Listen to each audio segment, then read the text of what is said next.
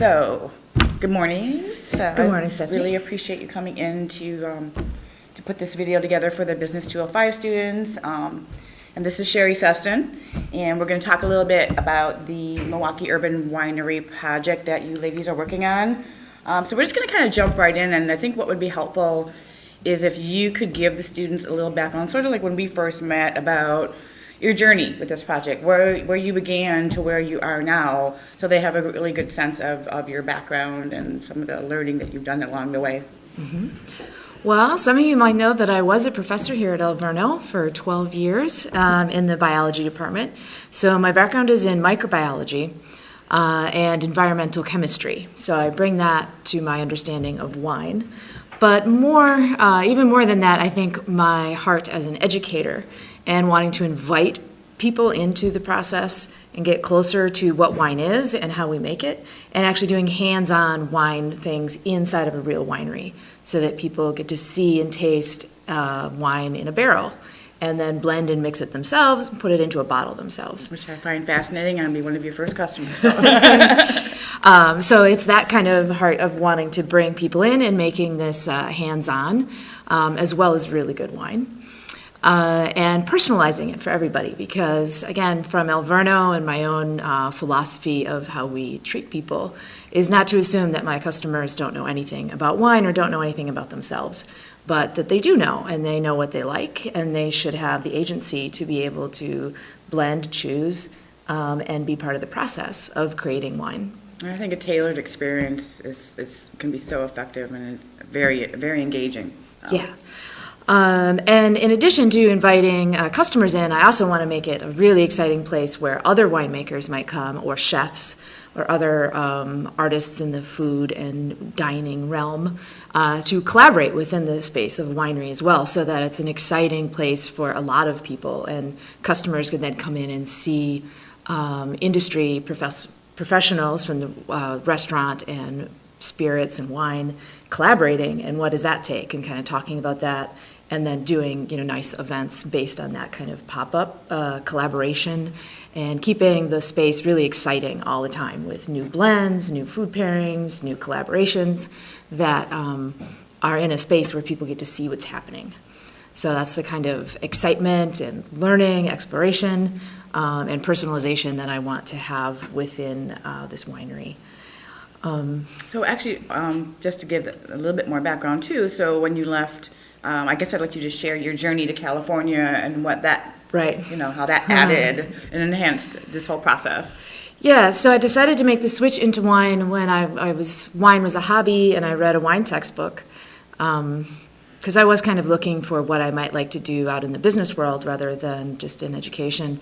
And when I read the wine textbook, I realized that wine was just the degradation of organic matter in a bottle, which is what I studied. I studied degradation of organic matter in mud and sediments and water.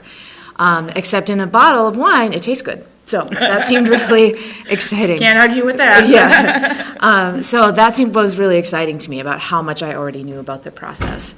And I wanted to explore that. So I went to California and worked for a harvest at a really large facility and got to meet a lot of winemakers. And one day I was helping load barrels of wine onto a semi-truck. And my dad is a semi-truck driver. And as we were loading these barrels on, I was like, really? We're just going to load the barrels? Just put them in the back of this semi? That's how you're going to transport the wine? And they're like, oh, yeah, it'll be fine. Some of the barrels did tip over because I didn't think they had them properly tightened down. But what that made me realize is that actually transporting finished wine across the country is not that hard, and that it's done all the time. And that was the beginning of my idea for the Urban Winery project, that if I could source and find really good bulk wine, or wine that's not in a bottle yet, I can use that for blending and bringing people into the process, because I can have great, really high quality wine brought here to Milwaukee, but then still blend and create my own wine along with my customers in an urban winery. So that was the beginning of my aha moment of, well, why don't I just bring really good wine to Milwaukee and then blend and finish, because wine that's been fermented but not finished is not really ready to bottle or drink yet. So there's a lot that needs to happen that a winemaker does before it's ready to drink, like age it in oak and blend it. And that's the finishing process? That's the finishing Okay. process, All yeah. right. So I'm getting an education. Yeah. So that was my aha moment, and I just kept thinking about that and fleshing that idea out. And when I told people in the wine industry about my idea, they all immediately said that first they had to sign a non-disclosure agreement because it was such a good idea they didn't want anybody to steal it. Because that hasn't really been done here, especially outside of California. There are a few places in California where people do that at wineries, blending and helping being part of the finishing process, but not really outside of that area yet. So, And particularly here in Wisconsin, because I think we're usually a market that things come to last. So yes. I think you're very cutting edge for this area. Yeah. And I think that adds to the excitement of what you're trying to achieve. I think it's really fantastic. So. Yeah, so that's kind of where I got with the business idea. So that's when I decided that I had such a good idea that I wanted to come back and do that in Milwaukee, because I thought that, Milwaukee, in my wildest dreams, it would franchise and be, there'd be one in every major city. But And I think that's a Yeah. great long-term vision, and I really see that as something very realistic. With this being such a great idea, and there's so many possibilities attached to it, and like you said, with the collaborators, with chefs and things like that, there's just so many possibilities. Yeah. It's very exciting. So. or custom-made wine for clients for events like weddings or corporate events or corporate gifts. Could also be customized and blended right there with Possibilities are endless. with the clients who could determine what kind of wine they wanted. Yeah. Great. So with this project, and we've talked about what the students are going to be working on, what is it that you hope to achieve, at least in the next 12 to 18 months? What are your goals and objectives for the Urban Winery Project? Well, we need to find a site and really start building out what we think that can look like. But and then as far as marketing, I like the name I have now, the Milwaukee Urban Winery Project. But I'm not sure how that's going to play with everybody. Like, I'd like to kind of have a little bit of input or maybe research on how that name translates, or if that's a good brand, because I don't really know exactly if that's the best way to brand my idea. Sure. And consumer insights is part of the research that the students are entering a phase of. Yeah. And that's one of the things that they could do is gain some consumer insights into that name. Yeah. So we can certainly work on that. And other ideas, names that have been thrown out there that I've liked, but that I haven't stuck with, are things like the Blending House, because we're blending wine, or Milwaukee Wine House, or whether Milwaukee needs to be part of the name, I don't know. But so those are some other ideas, because the blending idea and customizing wine is also a big part of the concept. So should that be part of the name or not? I'm not entirely it's sure. difficult, Yeah. but because it also should tie to your brand, which is, who you are as well, because you are the brand. So Yeah, and the other part of the brand your is passion for it is part of it as well. Yeah, the passion for the wine and education, and the other part that I've come to realize is, what would I have labels look like? What is are my cool? Would there be, for instance, some wine labels made by female winemakers, are very feminine or have flowers, or there's one in particular I'm thinking of that's quite famous that has like sketches of dresses, like the way a fashion designer would sketch a dress. Okay. And so that's sketched on the label, right? So what would my labels look like? What is my brand? And actually, one of my favorite things is here in Milwaukee is a project called Dear Milwaukee. It's a photography project that you can find on Instagram. Look that up, ladies. Yeah, they basically have just a really unique photography of Milwaukee, of sometimes the lakefront, but a lot of times it might be a close-up of a bridge. Now, if you know Milwaukee, you see a part of the bridge, and you know what bridge it is, and you know where it goes over the river. Our iconic drawbridges, or the Hone Bridge, or some of our pedestrian bridges.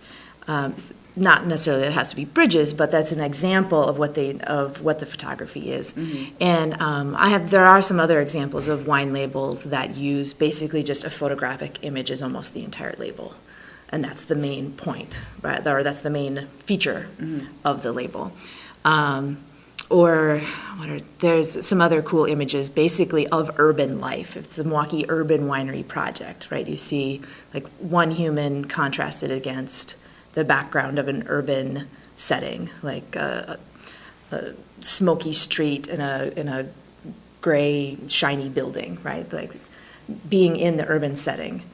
So that's kind of what I'm thinking of as the look of a label or a brand, is very much emphasizing that urban life, that urban feel, potentially with like photographs. Yeah. And I think that's a great idea, specifically because you mentioned the desire to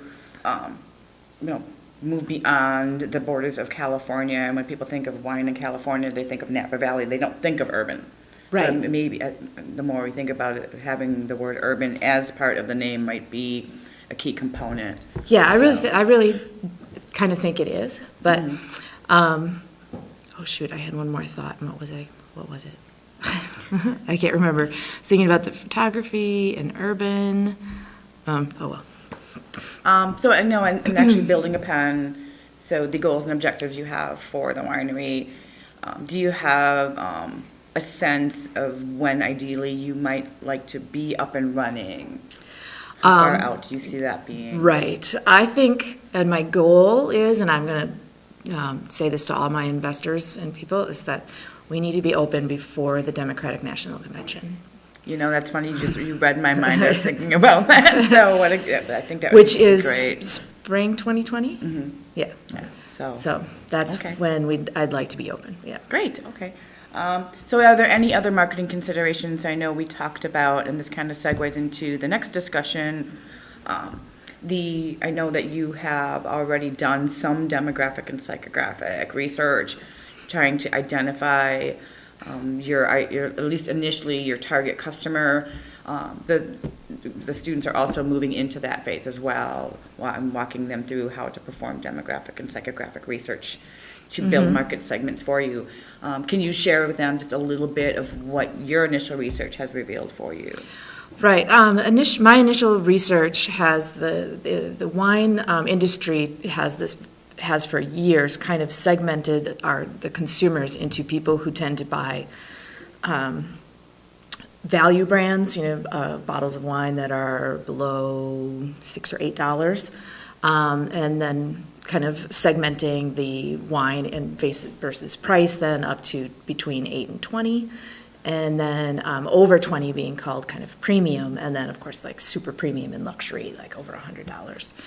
And in like a Chateau Margaux 54, which is $2,500 a bottle. Right. My dream bottle one day. And so they tend to then kind of slot consumers into, well, what kind of bottles do they buy, like the cheap end or the higher end or the middle, and most people tend to buy between $8 and $20 is like the biggest segment of the market as far as price. And then I've seen my own reading on some research just about the wine industry, not about Milwaukee, or not exactly about what my brand might speak to, is that younger generations are diverging from older generations, where older generations were very brand loyal. Like they drink Kendall Jackson and they want the best, they will search the city to find the best price for their Kendall Jackson. Or whatever it is. Maybe it's Cade, which is more expensive, but still, they're going to drink Cade, and they're going to search for the best price. And they're not really too interested in trying other brands. But younger customers are actually looking for a lot more exploration. They're not as brand loyal, and they want experiences. The experience is more important to them, and they're willing to actually pay more for an experience, for an evening, or just because they like the labels, or the experience that they get from feeling like part of the brand a little bit. But even then, if another brand offers a similar experience, they're not necessarily going to stick with just one brand.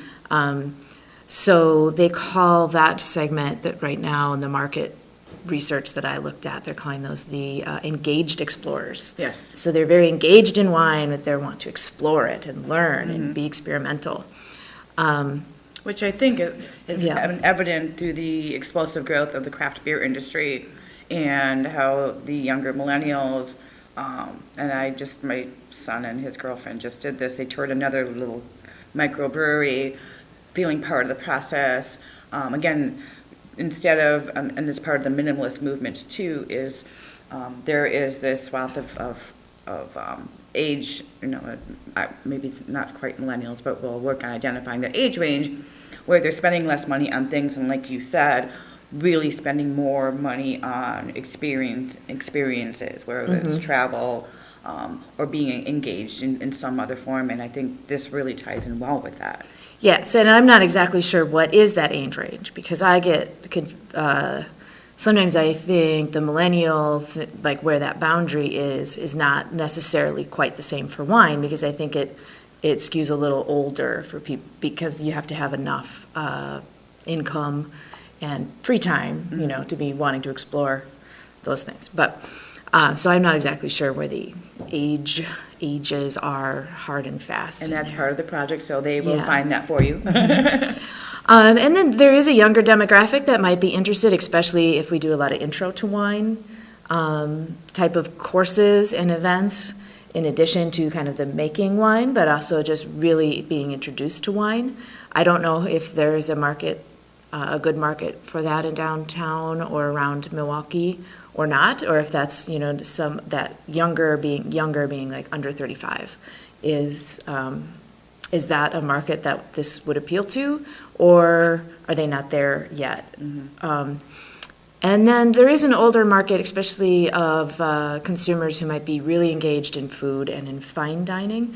I mean, even if the dining part is more their emphasis, typically good wine goes along with really good food. So is there also a secondary market there with that group? Absolutely. Yeah. And just to give students just a little basis of a place to start as they move into this research, a couple of initial segments.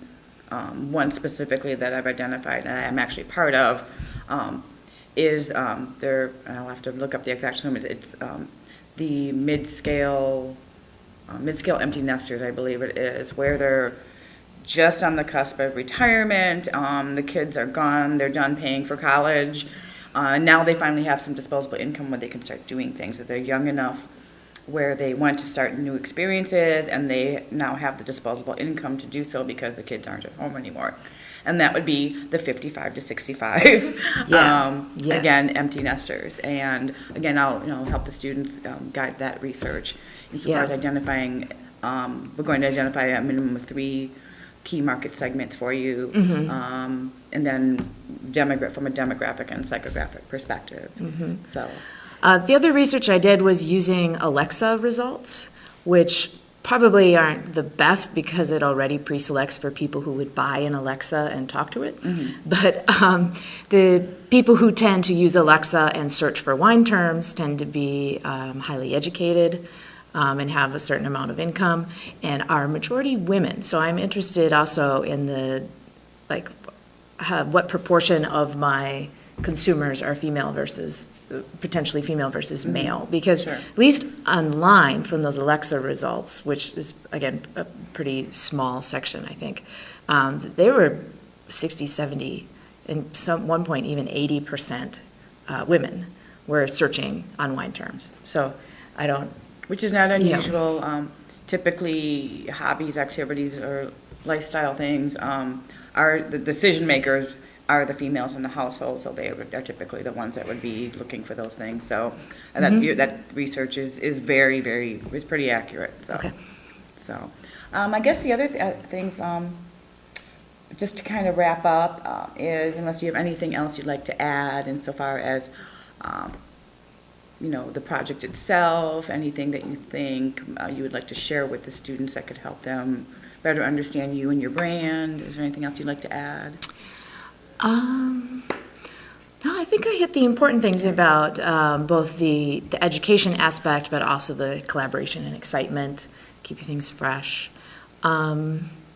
I've also been thinking about wine clubs. This is something very specific to the wine industry that actually a best practice for selling a lot of wine is to create a wine club, where people join and then they are committing to buying a certain amount of wine in a year as being part of the club.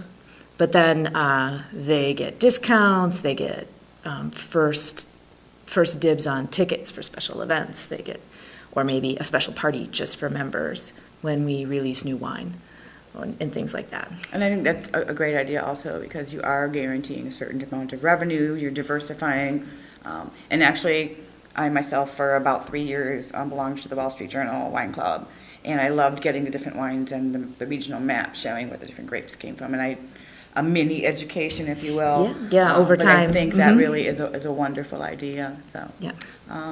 So then just as, a wrap up, I know I want to thank you again for taking the time to come in, and I think this will be very informative and helpful for the students. Can they contact you directly if they have questions by email, or Yes. what method would you prefer? Absolutely. Email, or they can find me on Facebook. You can find, I have a very small business with a Facebook page right now, just called Milwaukee Wine Tasting and Education. Okay. Or they can search my full name, and I'm on Facebook, and so they can see a little bit about me and my brand and this or my little brand now, where I'm basically building a customer following and doing wine tastings to just kind of practice and get out there and get to know Milwaukee wine consumers. Okay.